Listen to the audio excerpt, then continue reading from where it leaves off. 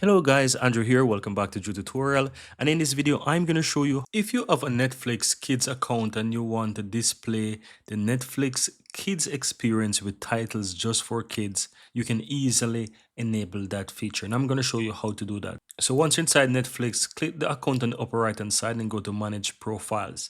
Keep in mind that you can only make changes to profiles from a adult account, not from a kids account. So just keep that in mind that if you're inside the kids account, you will not have the option to make changes to it. You have to go to a adult account and then do it from there. So now you want to select the kids account, and from here scroll down and you will find adjust parental controls. So you click on the adjust parental controls. It will ask you to enter email or confirm the password. I'm going to do the password option right here and enter my pin just to confirm that.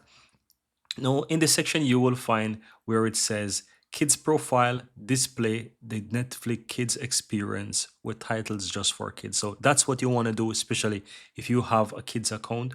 So I recommend that you also put this checkbox here and, go ahead and hit save at the bottom. And that's all that you have to do, guys. Very easy and very simple.